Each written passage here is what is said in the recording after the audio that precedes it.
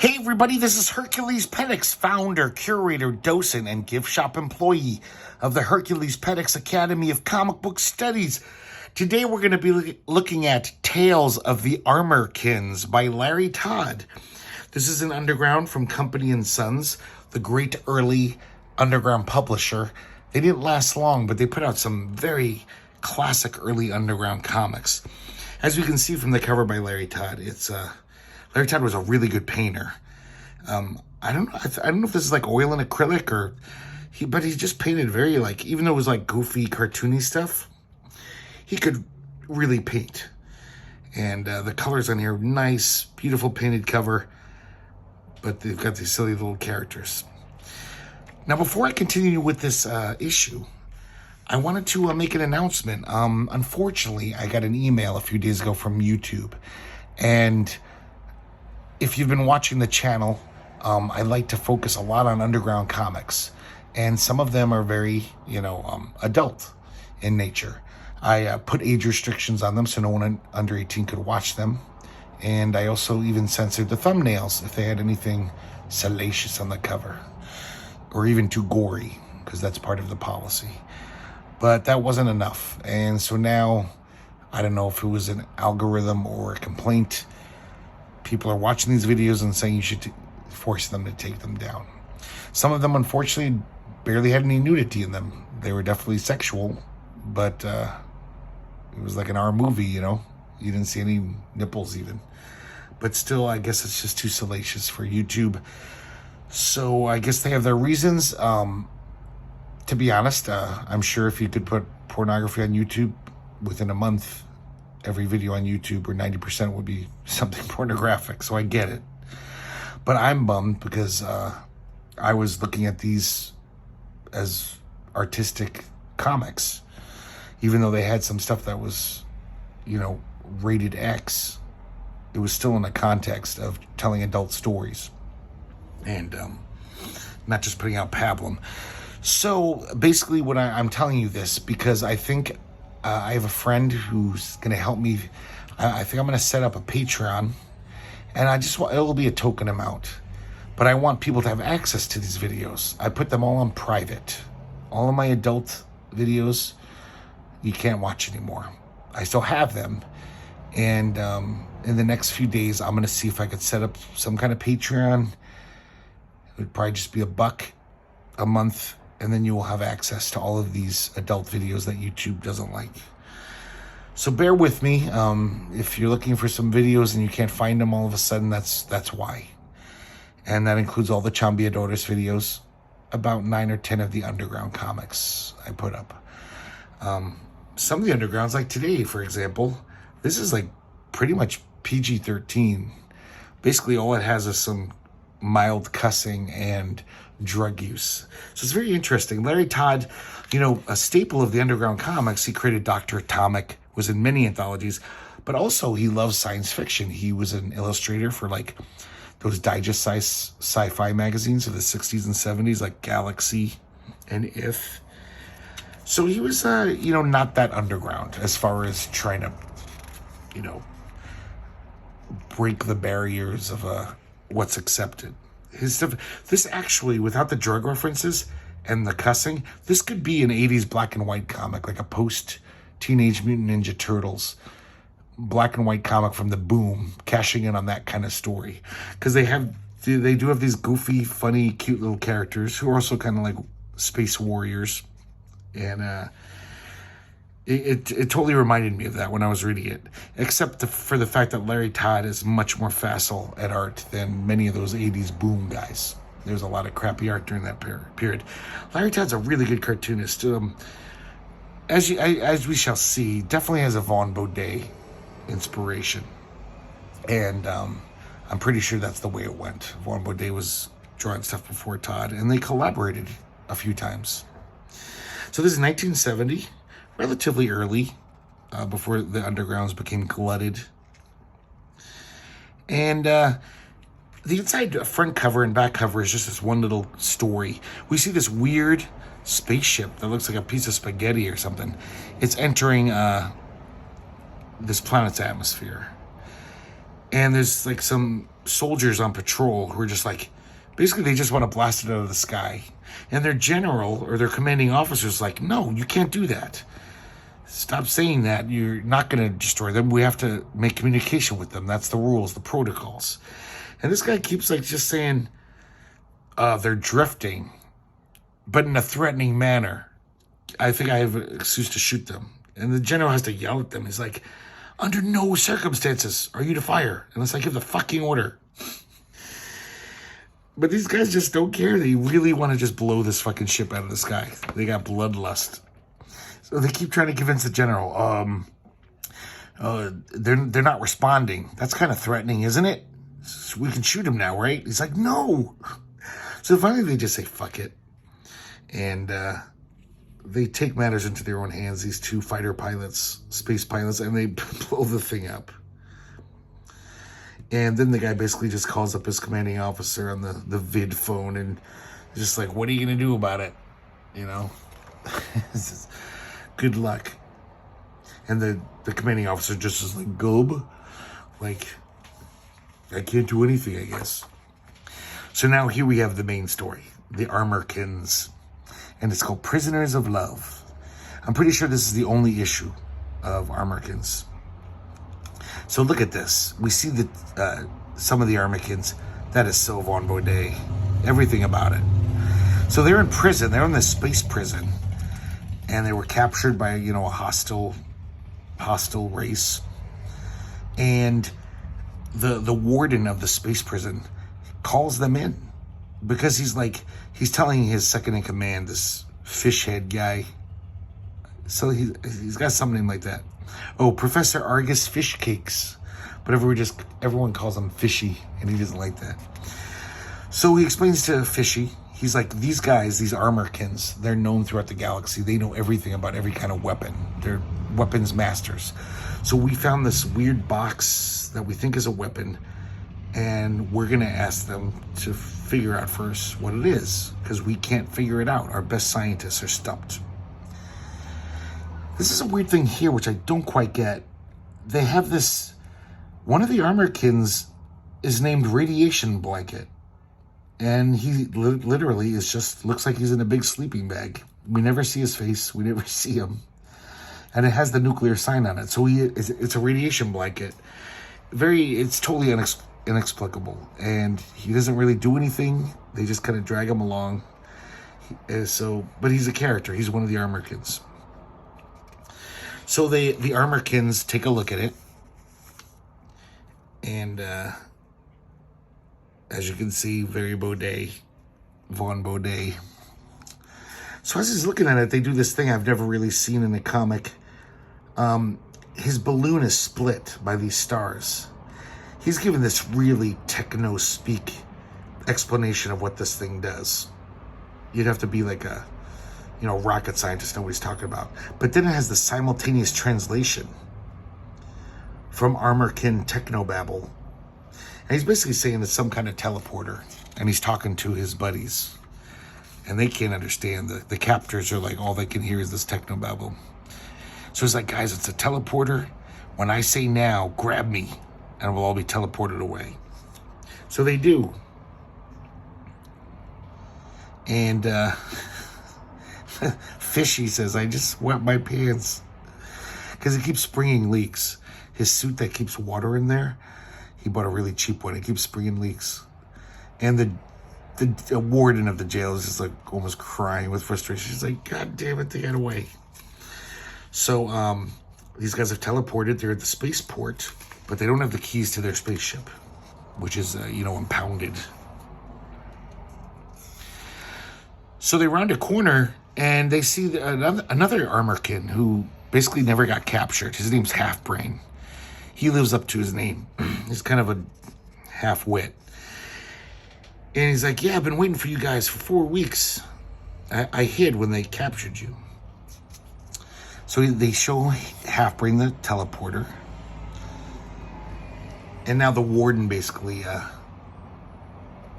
calls out a total 4-alarm, 3-alarm alert. And all the guards come out. They're these weird-looking guys. Looks like they've got helmets for heads, like knights' helmets. So they're everywhere. That's the guards. I like that design. So one of the guys is nuts in the Armorkins. He's got actually cannons for hands. And he runs them on a merry chase. He shoots a bunch of them and then he says, you know, come and catch me, motherfuckers.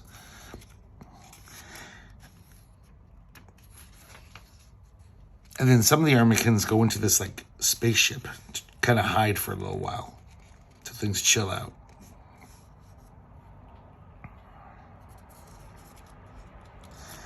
And the guy, the crazy guy with the cannon hands, comes back and said, yeah, I got rid of those guys. I ditched them. Yeah, can you see what I'm talking about? I think if this came out in 1986, this would have been huge in that black and white boom. It probably would have had its own cartoon show.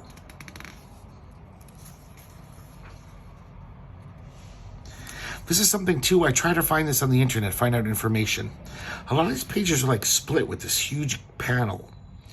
So I think it was reformatted. I'm sorry, I meant to say huge gutter. I think this was reformatted from some other, I don't know if it was a strip or something. It's a little annoying. It's kind of weird that a lot of the pages are wasted on white, you know? So these guys are trying to find the keys. The place is surrounded, crawling with guards now. So they realize all they can do is they got to sneak back into the prison. So they sneak by these guards. The guards are pretty fucking stupid. They're morons. And they go into this, like, this shaft and fall down into the prison. When they get down to these tunnels, they see this guy, like, pushing a coal cart. And it's Skilly. They know this guy. He's a prisoner, too. And he's like, hey, guys, I thought you guys were up in the main detention block. It's like, no, we escaped. And you're going to help us escape, you know, get up to the warden's office so we can get the keys to the spaceship. Skilly, every word balloon, he punctuates it with, like, got any reefer? Got any coke? Got any lewds? They're like basically saying, you got to help us and hide us and put us in your coal cart so we can sleep by the guards. But all he can care about is, like, getting high. They keep telling them they've got nothing. They're just ignoring him, basically. So they climb into the coal carts. They hide themselves under the coal. And inside the coal cart, they start smoking pot. And they're like, and Skilly's like, you cheap shits, you're smoking dope. And he's like, the Armorkins are like, shut up, have a toke. But then he says, you got to put it out. We're in enemy territory. There's guards all around.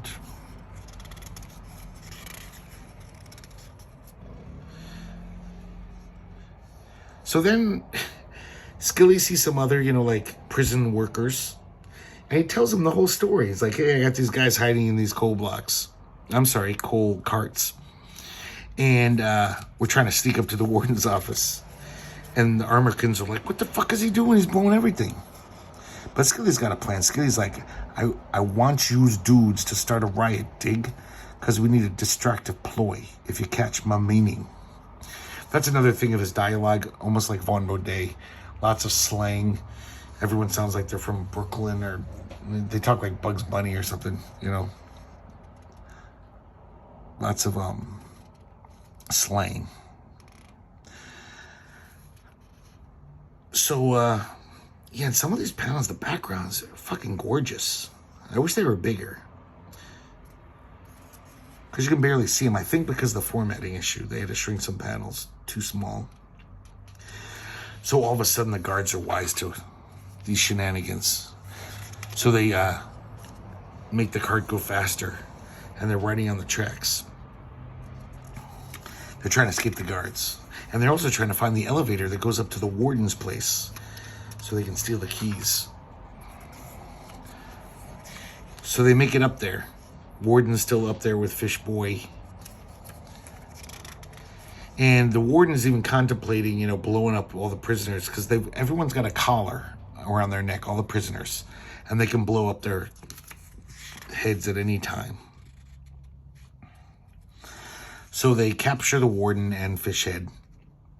And they basically are like, you're going to tell us where those keys are. We got this truth detector. Because he's Stalin.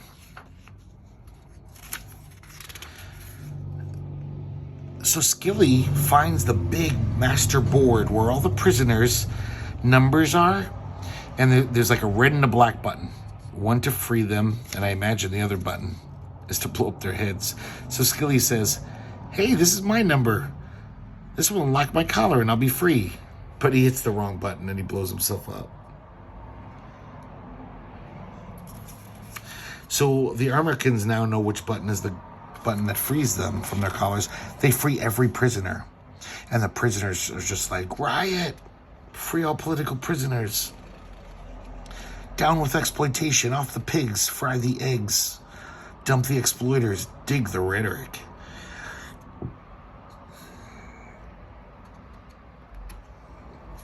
So this guard comes up, tells them the prisoners are revolting.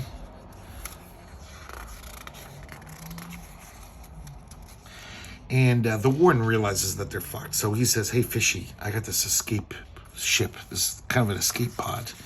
Let's just ditch these guys. We'll take all the money. I guess they have those money in this prison. And, you know, forget about it. They won. The Armorkins are in control. So they take off, but the Armorkins are on their ship. And Fishy springs another leak. And basically the Armorkins say, hey, set the course for our home planet. You're taking us home. And then they put him in the brig. And these guys are so happy because they're rich now. They got all the money that the warden was going to pilfer. They got a spaceship taking them home. So they all agree to go to the hashish planet to replenish our stash cans. Because basically, when it comes down to it, these guys just want to have a good time. They're like the fabulous furry freak brothers of space warriors. And then I guess just to, the warden's such a dick, they put him in this giant bong thing. And they're all having a great time, like a hookah. They're all puffing on it. And he's trapped in, just getting asphyxiated by this hashish smoke. Now we got this little short story. This art looks very different, maybe because he's drawing real humans. And it's called The Amazing Liver, a space pirate with lots of bile. And we see this freighter going through space. And, but inside it actually says police car. So these guys are basically laying a trap for space pirates. There's like a illusion thing on the ship that makes it look like a fat freighter full of good stuff to steal.